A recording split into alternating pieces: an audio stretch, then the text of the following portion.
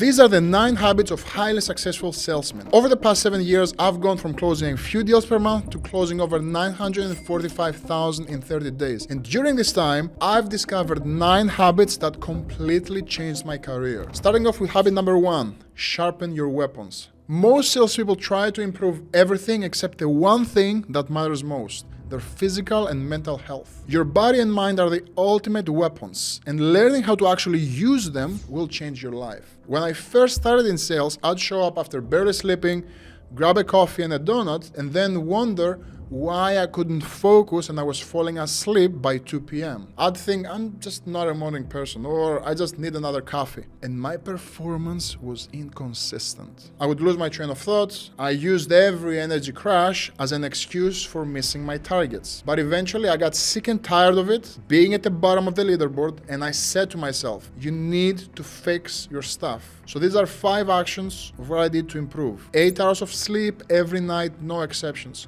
Real nutrition instead of sugar and caffeine. 20 minutes of meditation before starting my day, and 1 hour of exercise every single day, and 10 pages of any book I'm studying at the moment.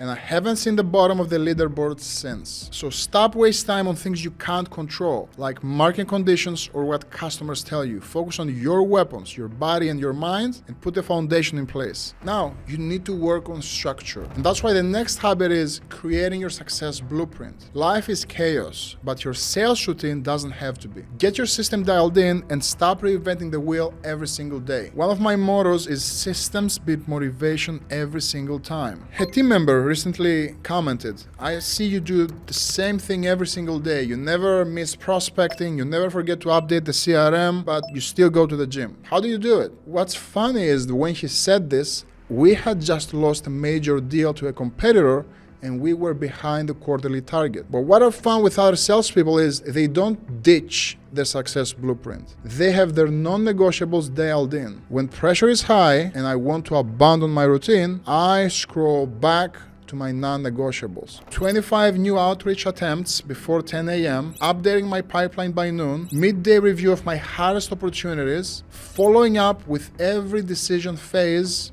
before leaving a prospect, and knowing exactly what activities produce results, building them into a blueprint. Now, if I ask you, what are your daily non-negotiables, and you can't list them out, well, that's a problem. Your success blueprint creates the framework, but the best system means nothing if you don't use it when your mind is the sharpest. So to make the most out of it, you need habit number 3, win before breakfast. The ultimate morning hack is to secure a victory before most people have even started their day. I like to win my day before 9 a.m. While others are hitting snooze, I'm hitting targets. And there are 3 different ways that I use my mornings to be productive. I don't do a cold plunge, I don't drink a mushroom potion, I don't do a red light therapy. The first thing that I do is I wake up and I make my most important calls and follow-ups early, the moment I wake up. When I'm fresh and energized, I also use that time to connect with prospects who are at their desks early. And that's why I close more deals before 9 a.m. than most salespeople close all day. Now, the second way I use my morning time is when I'm not making early calls. I review my pipeline and find 3 up to 10 highest leverage activities. This morning, it was sending a proposal to our biggest prospect, following up with a client who was on the fence, and preparing for a major presentation. I accomplished all 3 before my next meeting. The third way that I master my mornings is by avoiding cheap dopamine. I'm not scrolling my socials, I'm not checking emails, I'm not watching TikToks in the morning. That's brain rot, because the way you start your day is actually how you finish it.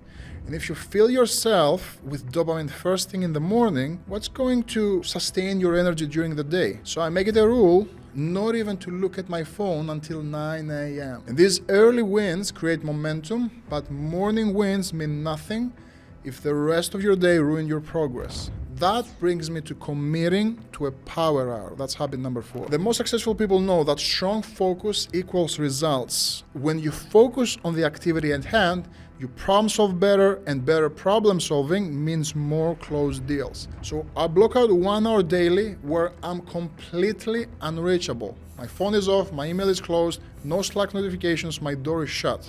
I call it power hour, and it's sacred. Nobody in sales enjoys being unreachable. It's hard, but if done right, you accomplish 10x more than you usually would. My team members, my managers, my wife probably thinks I'm avoiding them because I don't respond to their messages.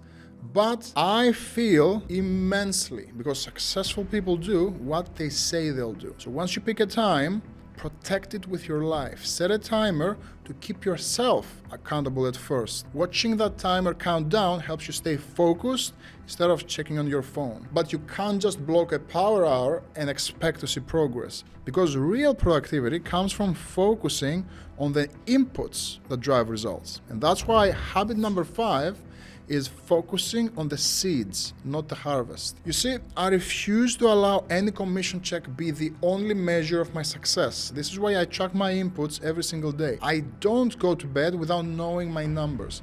That's one of the biggest rules in my sales career, and I always stick to it. Well, to be real with you, that's kind of a lie, because over the past 7 years of actually being in sales, I actually did have one quarter where I only focused on the harvest. It was the big commission check. And it happened to be the quarter that I missed my target by the wildest margin I ever had. That's not ideal. I didn't exactly love the feeling of missing my number by that much, but you know what the good news is? That one bad quarter can make a major shift in your career. What matters is focusing on the inputs that lead to success every day, tracking my seeds, whether it's prospecting, follow-ups, proposals. It helps me move past that without problems. I don't have time to feel sorry about the lost deal. If I lose one, I analyze it for 5 minutes, I write down what I've learned, and I immediately go out and plant more seeds. Don't let rejection or a bad deal clutter your mind. My routine is my foundation. I'm not successful and happen to plan out my inputs. I'm successful because of the seeds I plant. And focusing on these daily inputs builds the consistency muscle, but real growth means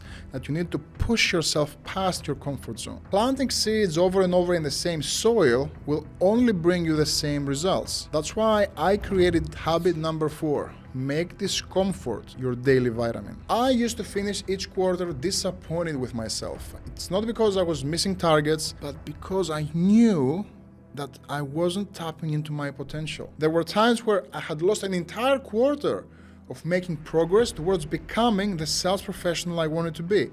I had skills I wasn't developing, and I was only doing what was comfortable. Whether that's talking to easy prospects or completely avoiding difficult conversations. When a prospect gave me an objection, I used to mark the deal as closed loss and I moved on. That's self-sabotage. And when I started to notice this pattern of behavior of running away from painful conversations and situations, I knew it was time for a change. So that's why I created what I called my DDP. Daily discomfort practice. And yes, I seek out discomfort every single day during this practice because I spend at least 30 minutes doing the thing that scares me the most. It can be in sales, it can be in life, it can be in relationships. And when I was starting out, it was having conflict with people, being able to sit in the objection pocket and wrestle with them, help them find a way to overcome themselves. I used to feel a knot in my throat and a bowling ball drop on my stomach. I used to be super uncomfortable around these conversations, and I typically run away. Instead, I started leaning into it. So ask yourself honestly, what sales activities do you avoid because it makes you uncomfortable? Turn it into your daily vitamin. Take it every day with zero excuses. Now, having that discomfort will create resilience, but without a way to improve, it's just pain without purpose. And that's why habit number 7 is master the 1% improvements. Success isn't about huge leaps. It's about improving 1% every single day. Most people think that taking more calls will magically make them better. That's like me thinking I'll become a great musician just by playing the same easy songs over and over. Instead, I find ways to actually improve. Every day before stopping work, I record myself doing a mock pitch or handling a tough objection. I listen, I critique, and I take notes. The next morning, I do it again, slightly better. I use a different reframe. I use a different technique. I refuse to stop working until I've found at least one thing to improve on my sales approach. It can be one question, it can be one dot, it can be a change in my pitch. something needs to improve. People make the mistake of doing this halfway. They either practice without critiquing themselves, or they critique themselves but they're not making changes. So make an effort to get 1% better at one specific skill every day, and you'll be already performing better than 99% of sales professionals out there. Put practice on your calendar and never take it away. Now, all the mastery in the world means nothing if you can't push through resistance to close deals. That brings us to habit number 8. Refuse rejection. And here's what I mean by it. If you want to become a 1% top sales professional, you need to build an unshakable identity. Someone who doesn't flinch in the face of rejection. And that's why I follow what I call the 3-no rule. I don't stop asking until I've heard no 3 times. It's not about being pushy. It's not about being salesy. It's about who I'm becoming. I'm becoming someone who's there to help people overcome themselves. I wasn't that person. Early in my career, as I mentioned, I was the kind of rep who backed off after the first sign of hesitation. I'd assume the deal was bad, the deal was dead, and the prospect was just uncertain. They didn't want anything to do with me. But that version of me didn't really close many deals. I just closed the easy ones. So now I lean in, I clarify, I listen, and I ask again, and I ask again. Because I'm not just trying to make a sale. I'm proving to myself I'm the type of person who holds his ground under pressure. Some days that conviction closes the deal. Some days it just strengthens the muscle. But every single day I get better and your identity becomes sharper, because you don't fall to the level of your goals, you fall to the level of your habits. And when that rejection hits, it's that habit that defines who you are. So you need to stop running away from rejection and start chasing it. Now, don't get me wrong, rejection after rejection will slowly chip away at your results. And that's why habit number 9 is build your victory vault. I never forget my wins, because my wins determine my future success and build my confidence. Every day I document small wins, big wins, they all go in my victory vault. I'm not the same salesperson I was when I started, and I don't want to be and stay the salesperson I am today. I'm creating and becoming someone I'm not yet. I need evidence that I'm progressing towards some future of myself. What does a top 1% salesperson look like? What results do they produce? What resilience do they have? I bring it today by documenting every small win. If a victory doesn't make it into my vault, it's like it never happened. I do a daily win check. I write down at least 3 wins and I keep my best ones. And in my major victories, I mark them with something physical. I can buy a new watch, or sometimes I can buy a property to reward myself. To be fair, that only happened once, but who knows in the future? A call that went well, an objection I handled, and referral I secured. If you don't know where to start, find a role model. What I did is I created a document listing all the badasses I wanted to emulate. I studied the results, habits, routines. How do they handle rejection?